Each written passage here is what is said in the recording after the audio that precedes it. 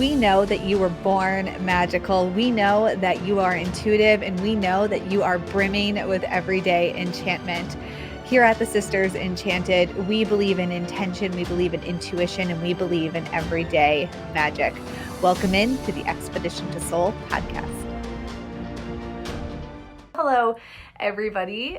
Lena and Lady Dolphin. Lady Dolphin, what's your name? That's the one thing about this app that I love, that we can have like handles like that, or screen names or usernames. But then I never know what to call people. And Aisha and Crystal, Amanda, and Morgan. Hello, everybody who is here. All right.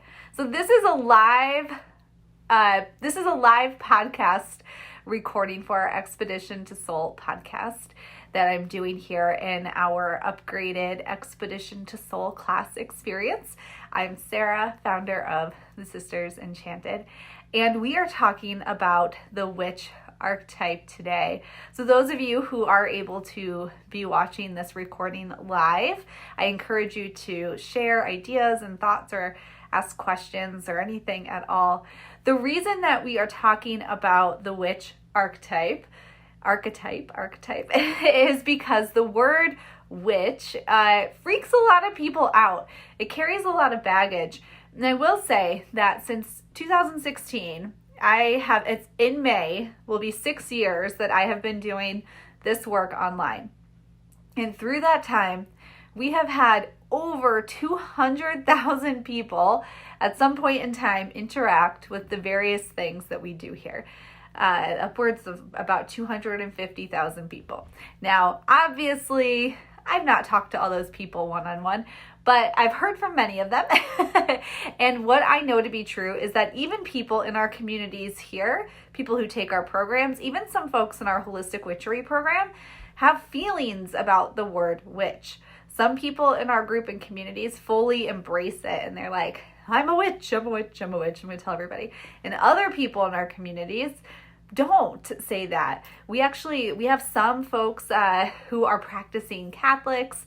One community member who is an Orthodox Christian, believe it or not. You can actually listen to her in a podcast interview where I interviewed her. I don't know the episode number, but her name is Jen Tridusky, I believe is her last name, if I'm saying that correctly. And she's also a physician. So talking with her was super interesting because she has that science mind to her and also that religious background.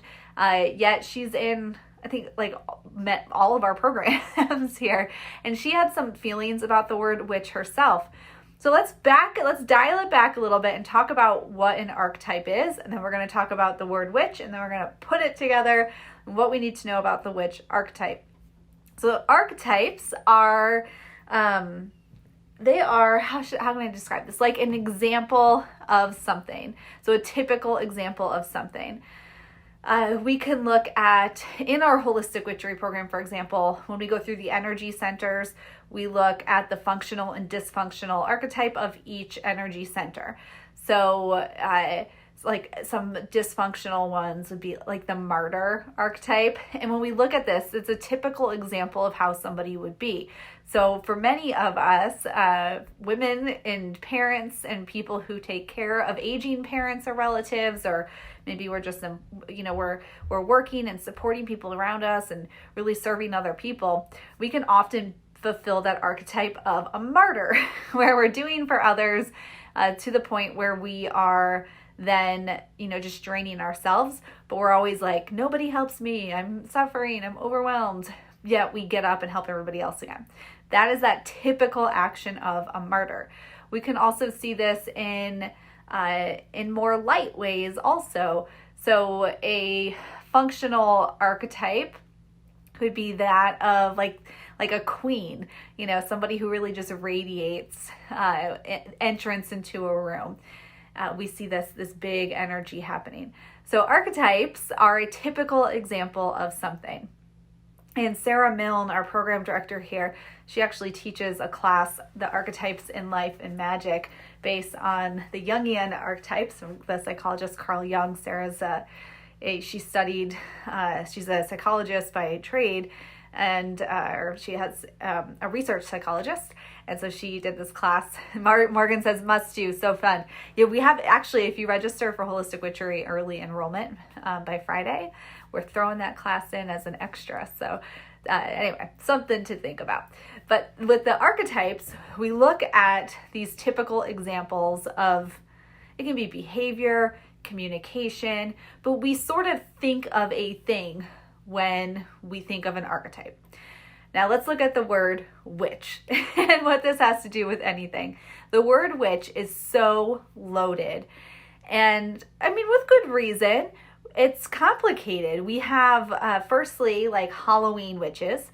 We have Disney witches. We have the fairy tale witches. And even these are a spectrum, right? Like we have the Disney witches who sometimes are like baffling buffoon characters. And then we have like the evil witches. But then we have the Halloween witches and anything in between. So it's like, the hocus pocus witches, which we would kind of poke fun at.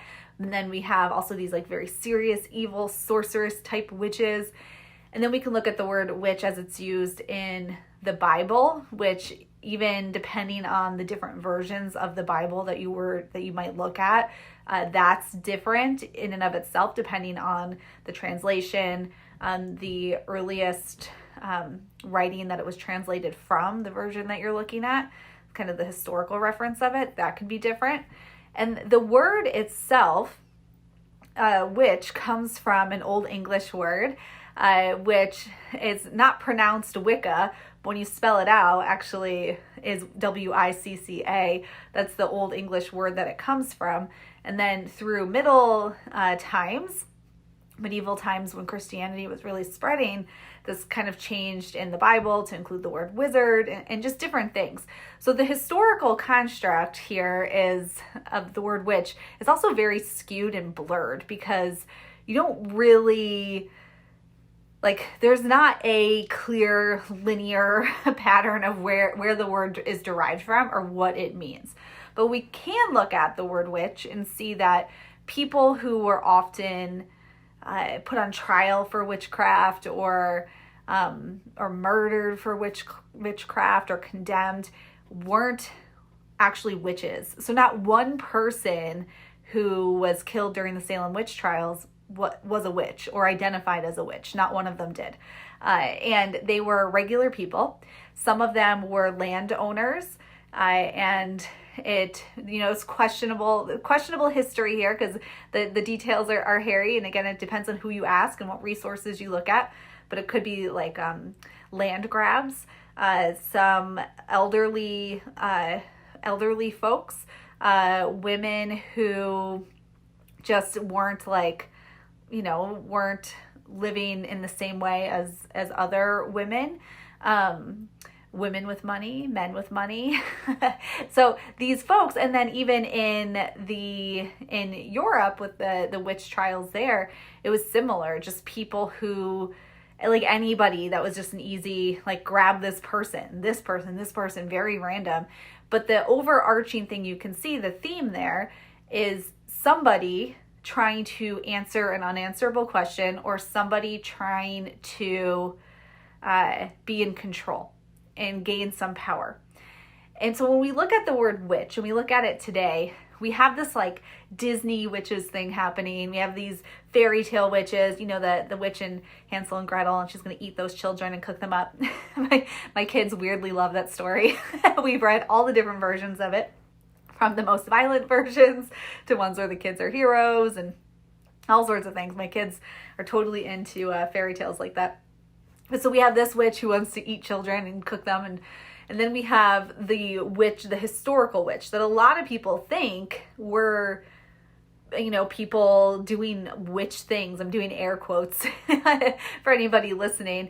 People who were doing witch stuff, air quotes again, but we're just people. And again, there's a lot of unknowns, these people that were kind of chosen to be condemned as witches, but typically power grabs, just mass hysteria, and people trying to say oh, well, there's all these witches. If we kill all these people, the illness will stop, or this thing will stop.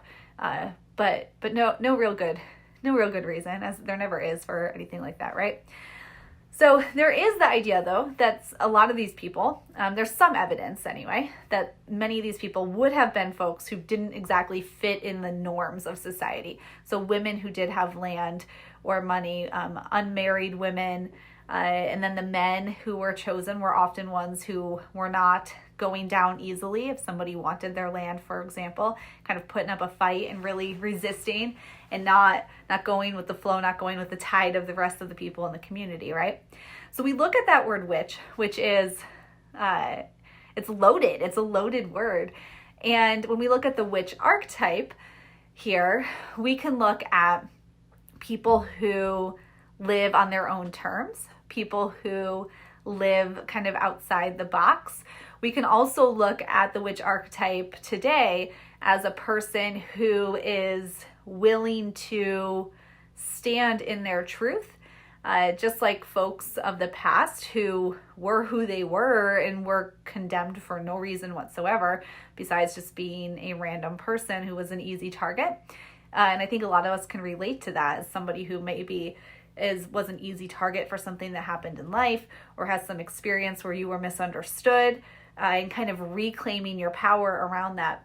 And I think the beautiful thing that's happening in our present time here is people reclaiming this word witch and putting a different story on it, and coming back and saying that, you know, this power that we have, this innate power that we've been taught not to listen to, because we have been taught to sort of, you know, stand in line, raise our hand, follow the leader, like do the right thing, the socially acceptable thing, and remembering that it is okay to just follow our own truth.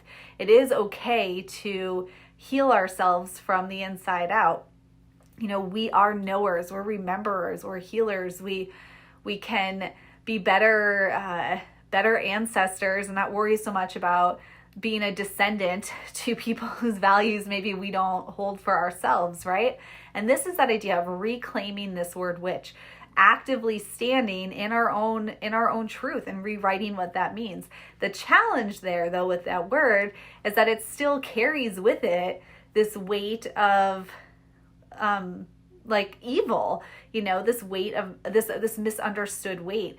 And I know this to be true. So, and again, with all the people we've talked to online, most people don't know that the people killed in the Salem witch trials, even here in the States, none of them did anything that would even imply that they were intuitive or like into herbs other than drying them to cook with in the winter. Like they did not, there was nothing about them that we would look and say that person was a witch or they did some kind of witchy things. None of them. And most people don't know that. I live in Connecticut, have lived here for most of my life now. And the first person to be killed in the name of witchcraft in the U.S. was in Connecticut. And it's something that we learn about here from a young age, like local New England history. And I think that most people in the country don't even know that about the Salem witch trials, that they actually had nothing to do with witches. And Salem as it is today, with the shops and the witch gathering, that actually happened like just later from a person who kind of set up like a local witch community there. And then with the remembering of the Salem witch trials, and as media spread, TV became more popular, and, you know, just things rose up, that's how it kind of became this like epicenter of witchery in New England. But it wasn't always that way. So when we look at the witch archetype, we want to consider what the word means to us, what the word means to us. And I see some comments here about walking to the beat of your own drum. Yeah, and I see some folks here, descendants of some of the folks in the witch trials. Yeah, and you know what I think is really interesting is that while they were, and this is what brings us back to this witch archetype, while those people weren't witches as we would qualify them, they were just everyday people who were picked out of the crowd to be the people condemned, again, for these like power grabs and to sort of assert authority and fear and whatnot. But I think what we can take from this and what we can develop into the witch archetype is our own stories of feeling like we can't be trusted to follow our own gut. Like that there's somebody who knows more about what we're supposed to be doing than we do. That there is, like we must listen, we must stand in line, we must live life a certain way. Like people will think we're weird if we fly our witch flag or something like that. And that, I think, is that witch archetype. It's standing in our truth because of the people who weren't allowed to just be themselves, who were picked out at random to be executed, whether you're looking at the European witch trials or you're looking over here in the US, or the name of any person anywhere who is told, shut up and sit down and do the thing that I'm telling you to do and do it in the right order I'm telling you to do, because we don't have wiggle room here for people who are outside the box. And that is, I think, embracing and rewriting what this witch archetype means. It's being your own self, listening to your own truth, your own knowing, and remembering that the power begins with you, and then anchoring yourself into these old ways, into the old ways of healing, of seeing, of remembering, of knowing. Before, we were taught that there's all these people who are smarter than us and know better, and we should just listen and not ask questions. That, I think, is the witch archetype, is the person who is maybe a little mysterious, maybe a little wild, maybe a little rebellious, but at the end of the day, trusting in themselves. In Expedition to Soul, day 2 is being your own greatest ally, bringing back in all parts of yourself.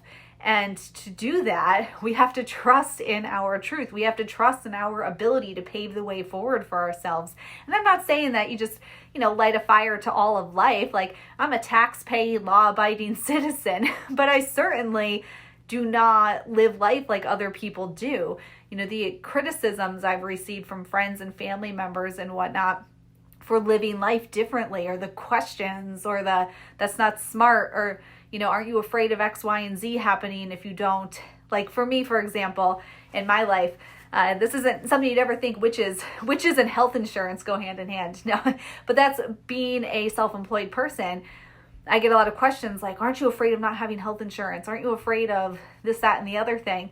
And I was like, no, because I trust myself, because I believe in myself to make the right decisions for me. And I trust in my knowing and my remembering and my ability to create what it is I need in life. And again, that doesn't mean that I'm just like out there doing whatever. I'm a tax-paying, law-abiding citizen, but I also do a lot of things that are against the norm, against the grain, and I have the confidence to do it because of harnessing this witch archetype, I think, and sort of tapping into that wild, fierce, mysterious energy, believing in my own power, and then working with tools that have come to us through modern witchery, modern witch practices, using tarot, using crystals and herbs and incense. That's all very modern to what we would call witchery, or this practice of being a witch. That's not all necessarily some traditional thing. This is kind of newer and transformed over the years. So the witch archetype, I think, is something that's also growing. It's changing, and it's something you can create for yourself. But the challenges with it are certainly the general idea of what the word means. And I love that, because I think that the people who like draw back and think, oh my gosh, the word witch, I think it's really interesting to ask, well, what makes you react that way? Even if you think of the witch in Hansel and Gretel who's going to eat the kids, my question would be, what made her like that? What drove her to go live in the woods and eat children? Probably societal pressures in regular life drove her to go live in those woods and eat those children. People aren't just born that way. So I think that, that when we're like, oh, that's a weird word, it's a scary word, I don't know how I feel about it, consider why. What do you think about that? Like, what got you there? And then if you're all in and you're like, I'm embracing the witch word, that's amazing. And then also, what does it mean to you? What does that archetype look like to you? To me, that looks like a little bit of mystery, a dash of rebellion, some wild inner magic that I'm just waiting to spiral out all around me, right? And my own power, my own truth, my own knowing, and trusting myself as my own guiding light. first and foremost. That's what this looks like to me. I saw here that Anna, who's our co-founder here, she commented, I don't appreciate it when other people apply the word witch to me as they don't understand what it means to me. Right, Anna has some extended family members who love to like, get close and awkward and be like, so you're a witch? and Anna's like, you're not fully understanding the picture here, right? You're not fully understanding the picture here. It's not like a joking thing, to just think about here. Aisha is sharing Tituba was an enslaved Caribbean woman who was the first person accused of witchcraft. Yes, Tituba was. Yes, and Tituba, it's an interesting. That's a whole other story, Aisha. That's a whole interesting story, because there's a couple different. If you ever go to Salem, so this is a different topic, but there are a few different quote unquote, I'll do air quotes again, museums in Salem, Massachusetts. None of them are super accurate, and I would remind anybody who goes there that most of them have a spin on it for. What is it when you go for, I'm losing the word, when you go someplace, tourist. Most of them have a very tourist spin on them. And one of the most popular places there puts a definite spin on the history of Tituba, who is, and it's not accurate at all. So, so when you go there, I would definitely recommend taking any of the museums, as they call them, with a grain of salt, and check that out. Particularly with Tituba, one of the museums paints her as kind of like this, like sort of negative, just influence, which is likely historically inaccurate, and also is completely inaccurate in reference to any religious beliefs that she would have had, just historically based on the location where she would have come from in the world. So definitely grain of salt, those. Let's see here. And yeah, Anna sharing Tituba did plead guilty. I would argue she was smart. She pled guilty and was not killed, and lived. Let's see here. Lori B prefers witchy for when it sounds less dramatic and implies more of a way of being as opposed to being something specific. Yeah, I think another misconception is that the word witch has to do with religion, which it doesn't at all. And witchcraft and witchery, like none of that has to do with religion whatsoever. So I think that's another big misconception. Let's see here. Another comment. Jamie says, I don't feel the word witch, and I 100% blame society. Yeah, that's what we're saying about the witch archetype. It's such it's an interesting word, I think, right? I think it's a very interesting word to kind of dig apart, dive into, and see what it means for you and what you are exploring. Let's see, Joanna says, going to Salem's fault, aren't doing the museums and touristy stuff. Explore and observe. Yeah. I mean, it's a really great town. Don't get me wrong. We live like 2.5 hours from Salem, and it's a seaside town. Like it's a city, but I love to go there and go shopping, stimulate the economy, eat it. There's some great restaurants, but when it comes to the history, I would just be really discerning with what you take as fact. You're probably better off hitting up the library and getting some historically accurate books if you want to learn about the history of Salem here. Yeah, Anna says a lot was destroyed in a fire. Yeah, there's not much actually like historical evidence even. That's why a lot of it is reproductions and just based on what might possibly have been accurate for sure. Let's see here. Let me see. Yes, pleading innocence. Yeah, those are the folks who were killed, those who claimed their innocence. And Jamie wandered Salem 17 degrees and loved every second of it. Yeah, it's a lovely little seaside seaside area. If you go up to the Salem area, I would, if you have a car, Gloucester, it's a little bit north. If you ever watch any of those fishing shows on like Discovery Channel or something, my husband's pretty into them. Some of those are out of there. That's a beautiful town. Manchester by the Sea. There's lots of great stuff in there. I mean, New England there's so many things to see and check out in all of New England. The Lizzie Borden house is about an hour outside of Salem. If you've ever heard that, Lizzie Borden took an axe, gave her father 40 whacks, and then I forget the rest of it, gave her mother 40 whacks, gave her father 40 more, something like that. I don't know. Anyway, the Lizzie Borden house, where Lizzie Borden was never charged, I don't think, with killing her parents, though, because they didn't think a woman could do that. Though there's not much evidence that it could have been anybody else. But who knows? Anyway, that house, it's a bed and breakfast. It's been for sale a couple times, but it's a bed and breakfast. You can go tour it and you can sleep in it. And that's an hour outside of Salem if you're into spooky things like that. Anna and I stayed there. We slept overnight, and it was what should I say, fun? It was an experience, and it was an interesting thing to do with one's time and money, I guess. But that's right outside of Salem also. Anyway, this witch archetype, as we can see here, it's a loaded word. And what is the witch archetype? I don't know. I don't have an answer. I think that is reliant upon each individual person to ask what it means to you.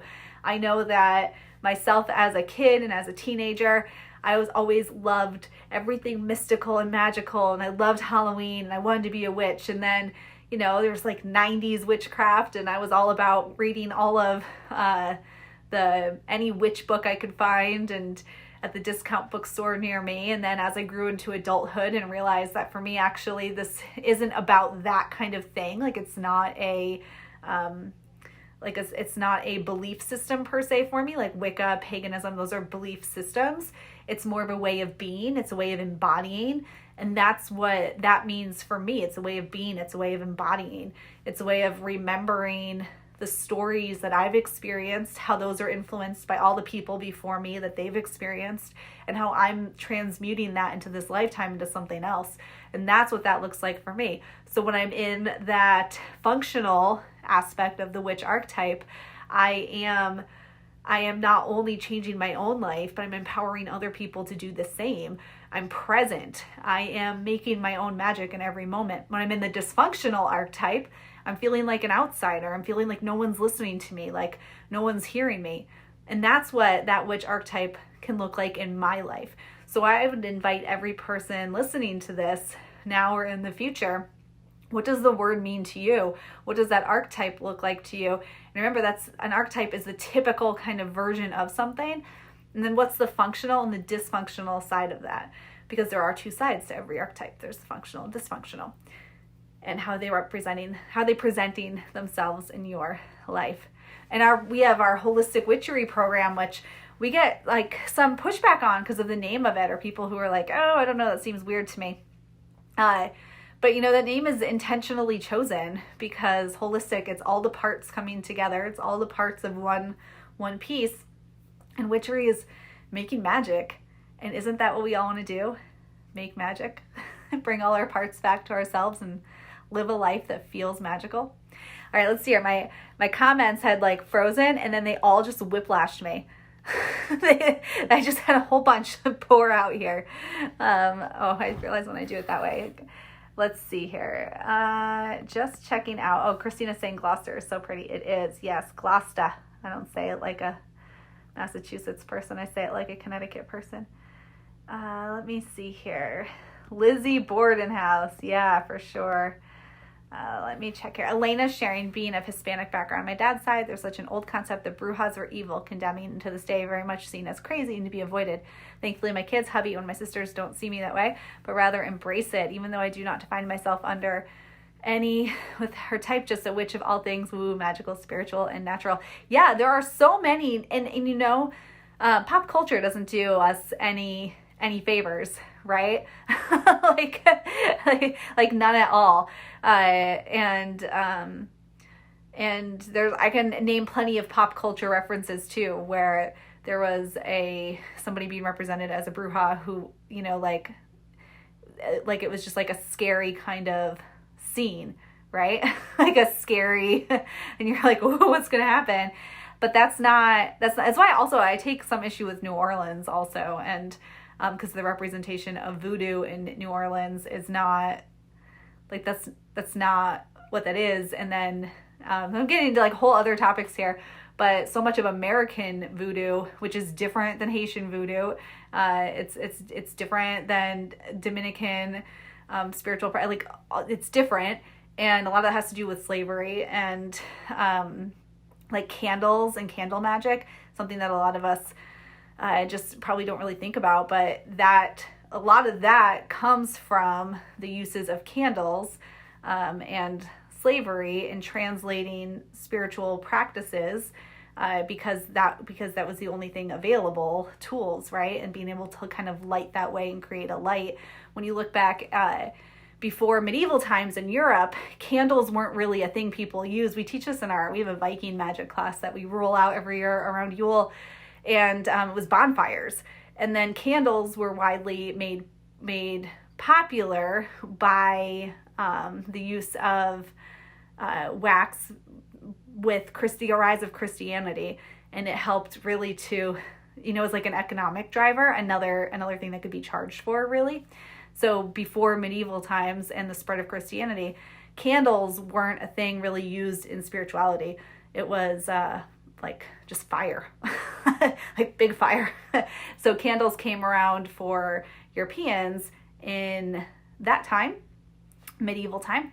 And then American voodoo, which is very different than traditional forms of voodoo, when we look at some of those practices, are very different based on how those cultures came to America and the way they were, the things available to practice spirituality. So it's also why I do take a little bit of issue with the tourist scene in New Orleans also, because there's, I think, just a lot not said that can really paint a picture that's not accurate, or not historically accurate anyway. And anybody who identifies, whether it's a witch or a bruja or any of these words that have such a skewed view on what they are, the way that things are presented for tourist attractions is just not helpful. It's not, and hurtful in a lot of ways as well. So anyway, when it comes to like tourist things for anything spiritual, witchy, magical, I would seriously just step back and consider what's actually going on there. I know that myself with that witch archetype, though, I definitely draw heavily on the idea of people being pinpointed for no reason, right? And people just being like, you're a good scapegoat.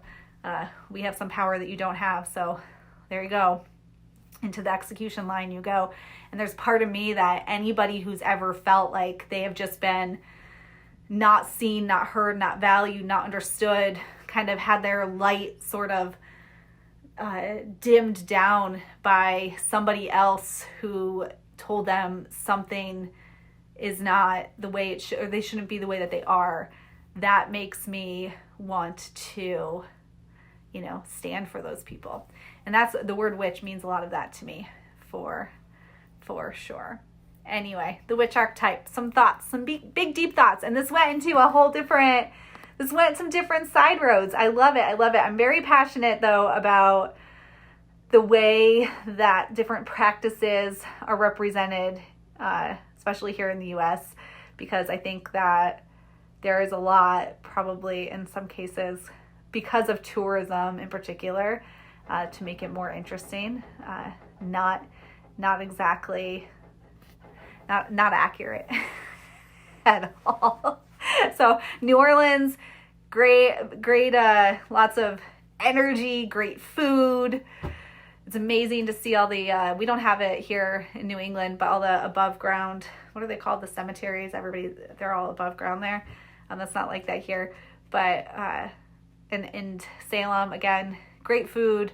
Mausoleum. Are they all mausoleums? In New Orleans, everybody's buried above ground in like these old cemeteries. I've only been there once, like I'm an expert or something. I'm not, but I love the food. There's like great music outside all the time. just in terms of the historical witch stuff. I'd take a step back. Same in Salem. I'd take a step back. Definitely take a step back. All right then. All right. So I guess we are going to leave it at that. Take what you will from this discussion. What does the word mean to you? What does the witch archetype mean to you? And just sit on it. And it's okay if you don't have any feelings, or if you just want to let your feelings marinate. That's all okay too. In my magical self-care book, there's a line, and I say something like, we're going to use the word witch in this book, and it brings up feelings in people. Whatever those feelings are for you, I just invite you to sit back and think on them. That is it. Okay, thank you all for hanging with me. I appreciate it, and for being here. This is a topic I love to discuss. And yeah, if you have comments later, just put them in the comments after this, and we'd love to circle back and keep chatting with you. Thank you all. I hope you have a great rest of your day. Bye.